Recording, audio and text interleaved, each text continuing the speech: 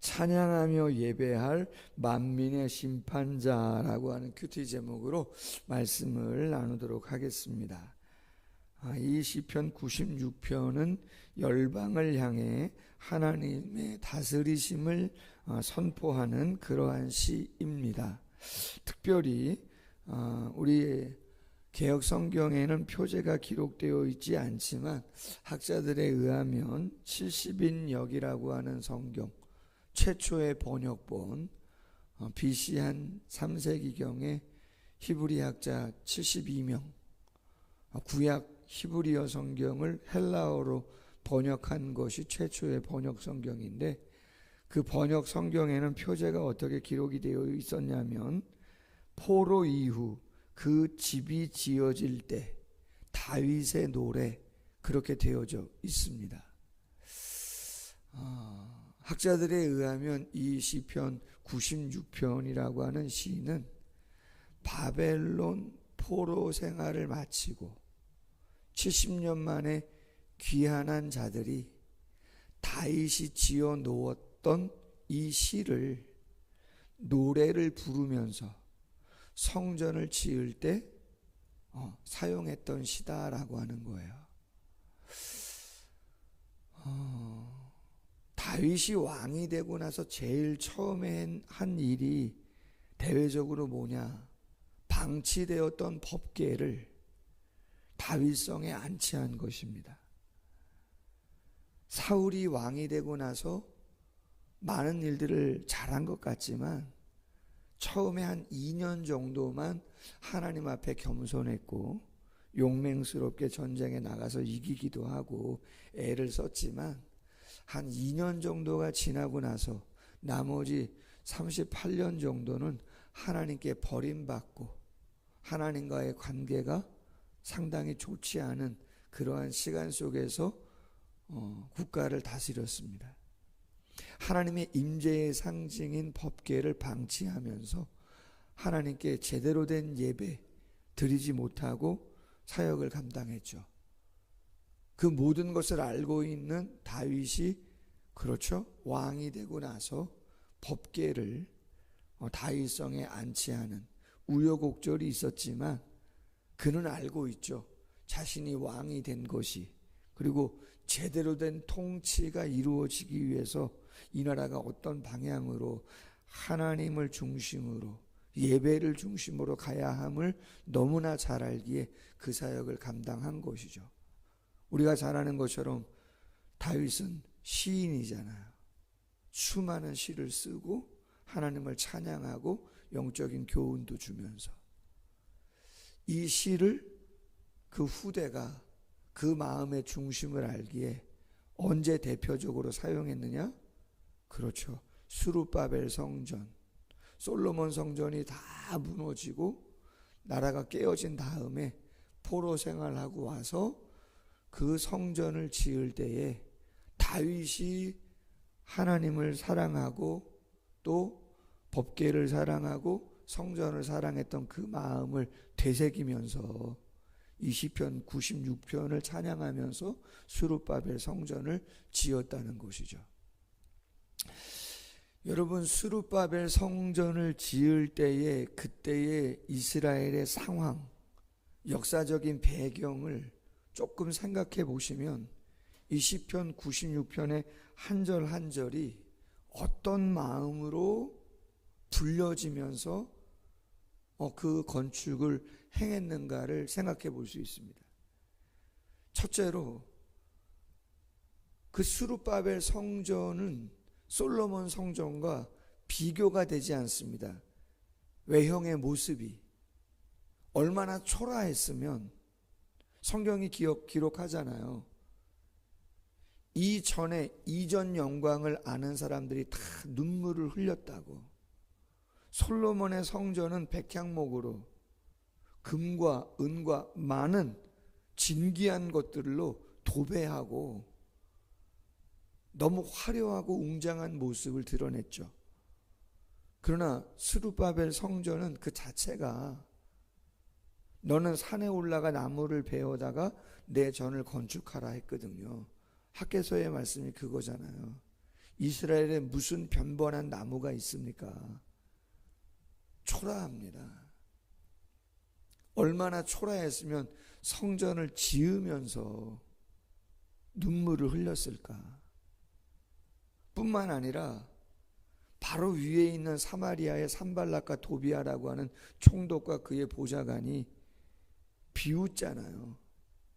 그렇지 않습니까? 방해하잖아요. 쉽지 않은 상황 속에서 지었다고요. 그러나 놀라운 것은 예레미야도 예언하고 이사야도 예언하고 많은 선지자가 예언했던 것이 뭡니까? 이스라엘은 망한 것이 아니라는 거죠. 하나님의 징계고 70년 이후에는 반드시 돌아와서 회복할 것이다. 하나님의 언약은 성취될 것이다. 그런 메시지를 끊임없이 줬단 말이죠. 그리고 나서 그 언약의 약속이 예언이 성취되고 와서 선지자들이 애쓰고 노력하면서 우여곡절 있었지만 스룹바벨 성전은 완공이 되죠.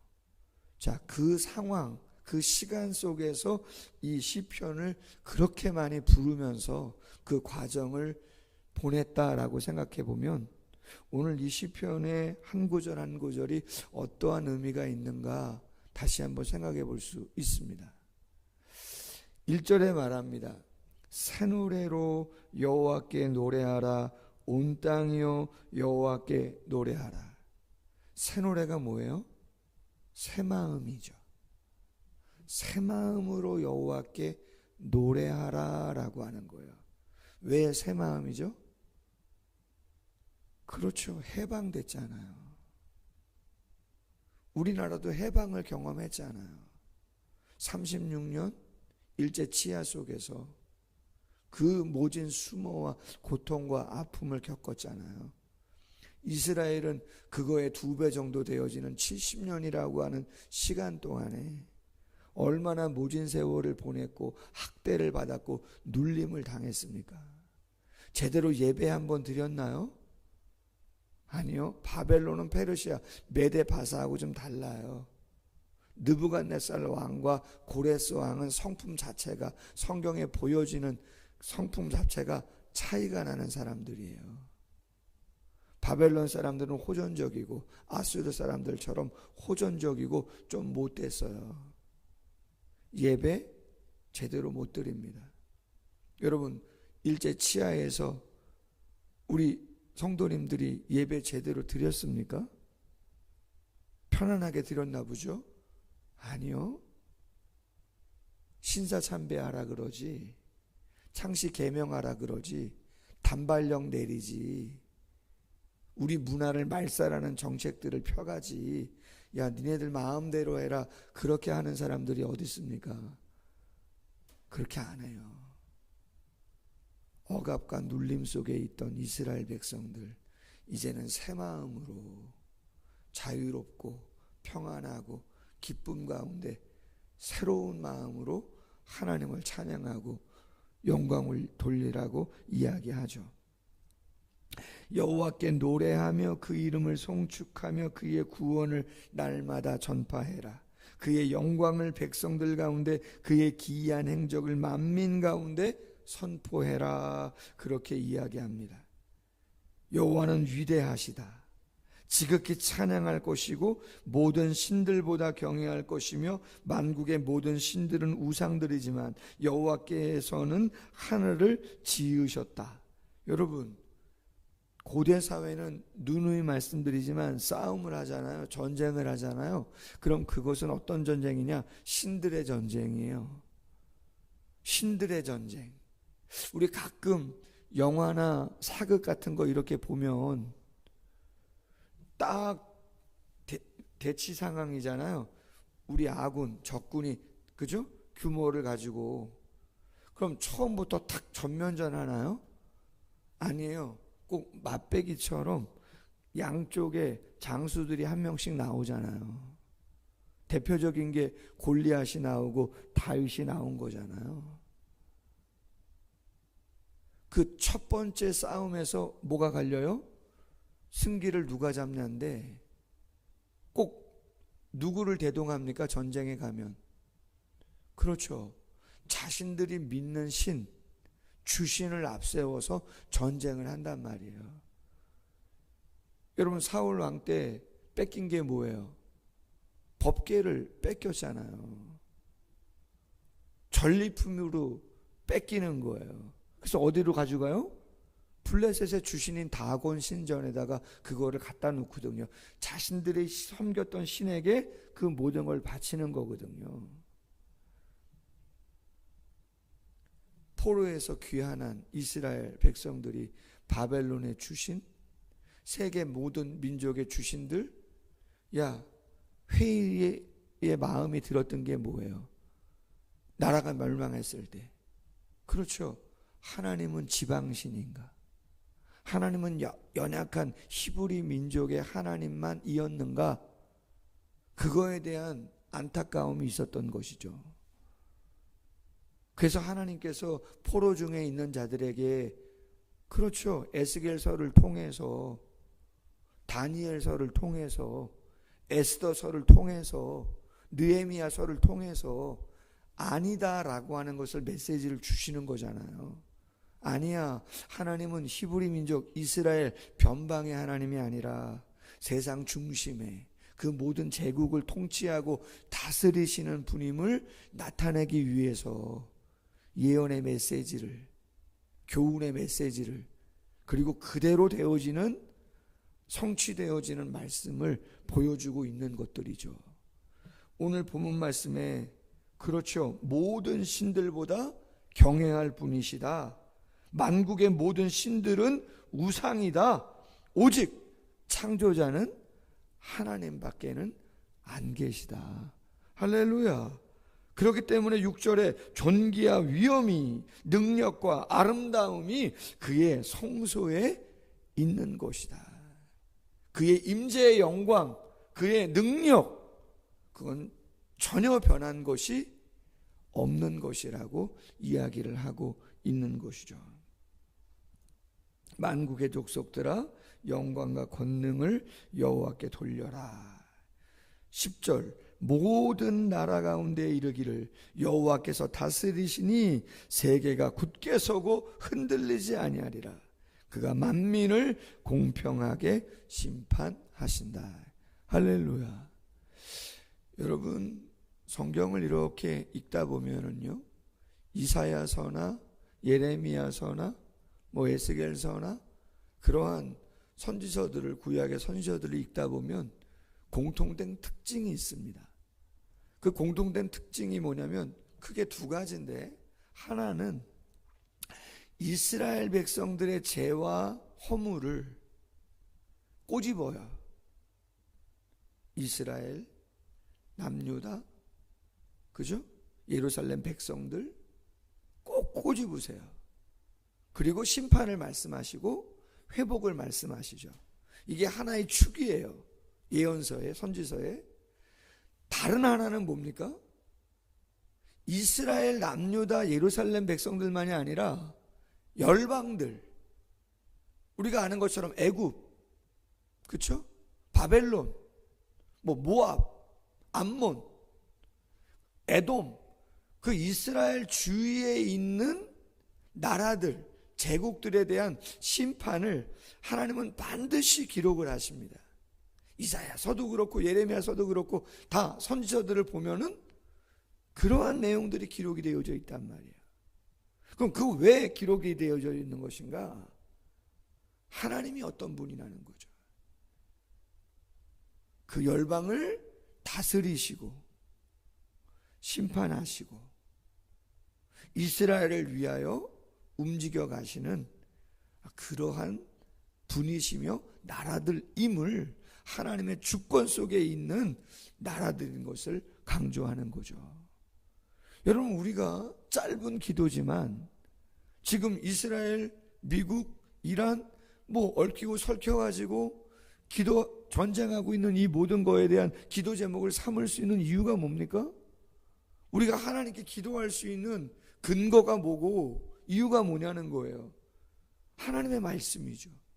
하나님의 말씀에 그 당시의 제국이었던 애굽도 누구의 통치요? 하나님의 통치. 제가 말씀드렸잖아요, 지난주에.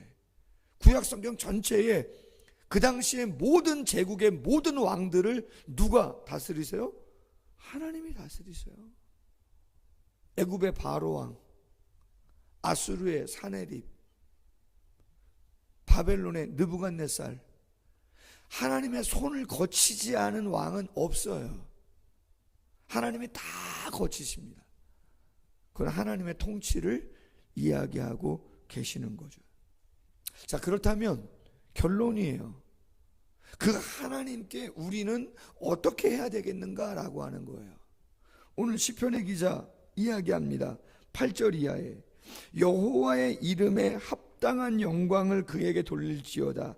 예물을 들고 그 궁정에 들어갈지어다. 아름답고 거룩한 곳으로 여호와께 뭐해요? 예배할지어다. 온 땅이요 그 앞에서 떨지어다. 하나님께 합당한, 하나님의 자녀들, 백성들이 해야 할 것은 한마디로 합당한 예배입니다. 하나님의 영광에 걸맞는 온전한 예배, 그것이 우리가 하나님께 드려야 될 마땅한 바라는 거죠. 가장 중요한 의무이면서도 기쁨이고 감사하고 승리 그 자체인 것이죠. 예배 자체가 메시지예요. 저는 가끔 그런 생각을 해요.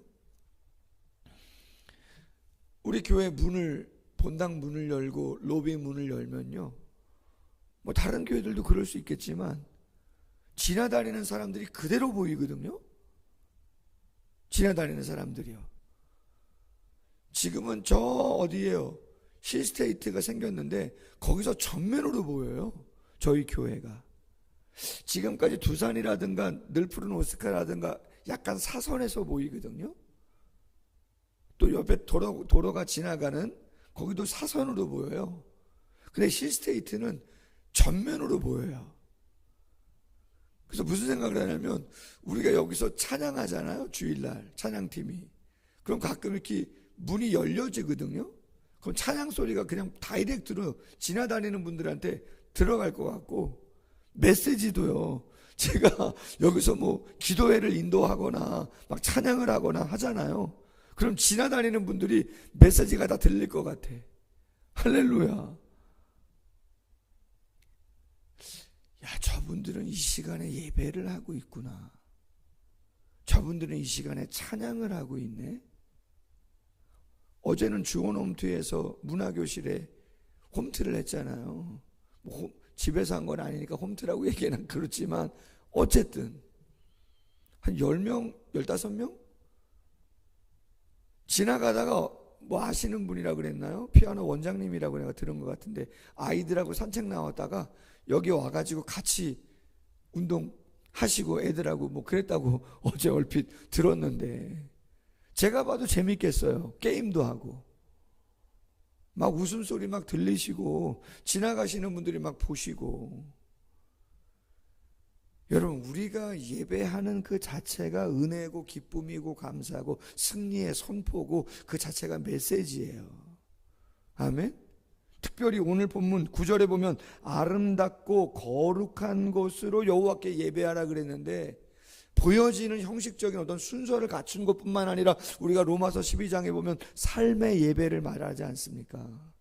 그렇죠? 삶의 예배. 너희 몸으로 하나님께 거룩한 산제사를 드리라. 이는 너희가 드릴 영적 예배니라 했던 것처럼, 그렇다고 한다면 우리가 어떤 마음으로 세상 속에서 하나님 앞에 서야 되는가를 생각하게 되어지는 것이죠.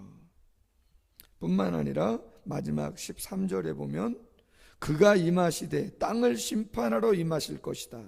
그가 의로 세계를 심판하시며 그의 진실하심으로 백성을 심판하시리로다. 미래죠. 완전한 이 세상의 종말에 대한, 부분적으로 하나님께서 그 시대마다 역사하셨지만 최후에 예수 그리스도의 제 이름을 통해서 심판하실. 그럼 성도가 어떻게 해야 되겠는가? 당연히 마지막 심판의 때를 준비하고 알리고 나아가야 되는 모습은 당연한 것이 아니겠는가?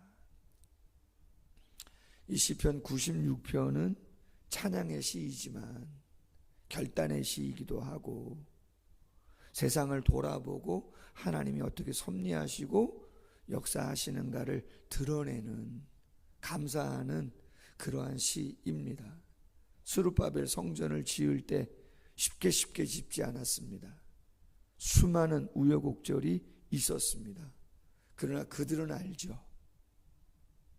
이 찬양의 가사가, 시의 구절 하나하나가 어떤 의미를 담고 있는지 우리도 새 마음으로 하나님의 완전하심과 영광을 기억하고, 그래 나도 합당한 예배를 드리고 마지막을 준비하면서 이스라엘 백성들의 마음속에 오직 하나님을 향한 그 마음처럼 나도 그 마음으로 나아가야겠다 한번 다짐하면서 기도하는 귀한 새벽 되기를 주님의 이름으로 소원합니다. 기도하겠습니다.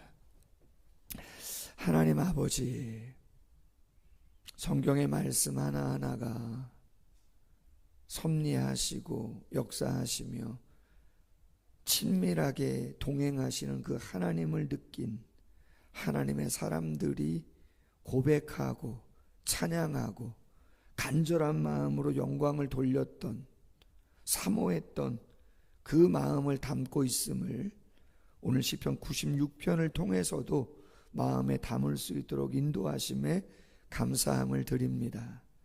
우리 또한 스룹바벨 성전을 힘겹게 지어갔던 이스라엘 백성들의 상황이 이 나라와 이 민족 가운데도 있고 우리의 직장과 사업장과 가정과 교회 안에도 있음을 우리는 알고 있습니다. 새 노래로 새 마음으로 하나님께 나아가는 저희들 되게 하시고, 눌려있고 패배주의와 우울한 부정적인 그 모든 것들 떨쳐버리게 하시고 하나님의 섭리와 주권과 성취와 그 승리를 찬양하며 하나님 우리의 예배가 메시지임을 기억하게 하시고 담대하게 기쁨과 감사 속에서 하나님께 합당한 영광을 올려드리는 우리가 될 수 있도록 도와주시기를 원합니다. 심판하실 주님을, 다시 오실 주님을 바라보면서 오늘 우리에게 주어진 삶을 최선을 다하여 잘 감당할 수 있도록 하나님께서 지혜와 은혜도 덧입혀 주시옵소서. 감사하며 예수님의 이름으로 기도하옵나이다. 아멘. 계속해서 기도합니다.